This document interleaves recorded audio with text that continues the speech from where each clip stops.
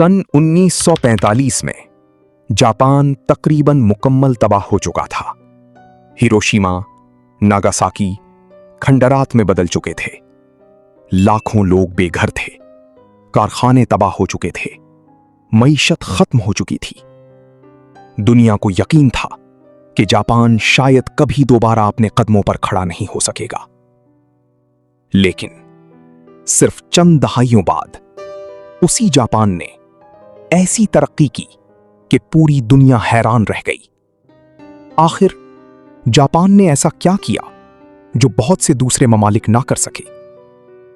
आज की इस डॉक्यूमेंट्री में हम जानेंगे कि जापान सुपर पावर कैसे बना। दूसरी जंग अजीम के खात्मे के बाद जापान के पास कुदरती वसाइल बहुत कम थे।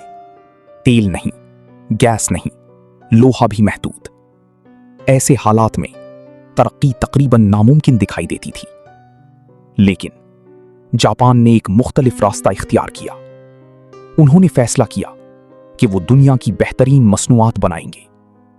उन्होंने तालीम पर सरमायाकारी की, टेक्नोलॉजी को अपनाया और मेहनत को अपनी कौमी शनाख्त बना लिया। चंद ही बरसों में टोयोटा, सोनी, पैनासोनिक, होंडा और निसान जैसी कंपनियां पूरी दुनिया में मशहूर होने लगी।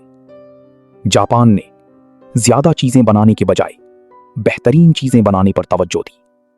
इसी वजह से मेड इन जापान एतमाद की अलामत बन गया। सिर्फ सनत ही नहीं, जापान ने तहकीक और जदीद टेक्नोलॉजी में भी बड़ी सरमायाकारी की। तेज रफ्तार ट्रेनें, जदीद रोबोट्स, आला मियार की इलेक्ट्रॉनिक्स, ये सब जापान की पहचान बन गई। दुनिया जापान से सीखने लगी। लेकिन जापान की कामयाबी का राज सिर्फ टेक्नोलॉजी नहीं था, बल्कि नज़्म ज़ब्त, वक्त की पाबंदी और मुसलसल बेहतरी का उसूल, जिसे काइज़न कहा जाता है। इस सोच ने हजारों कंपनियों को हर रोज पहले से बेहतर बनाया।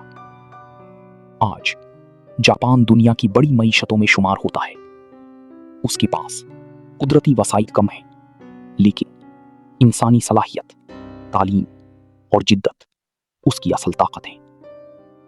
जापान ने दुनिया को यह सबक दिया कि कामयाबी सिर्फ वसाइल से नहीं मिलती, बल्कि सही मंसूबाबंदी, मेहनत और मुस्तकिल मिजाजी एक तबाह हाल कौम को भी दुनिया की ताकतवर मईशत बना सकती है।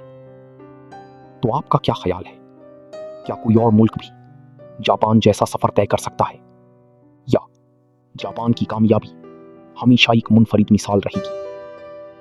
अगर आपको ऐसी तहकीक पर मबनी मालूमाती डॉक्यूमेंट्रीज पसंद हैं तो मीज़ान टीवी को जरूर सब्सक्राइब करें।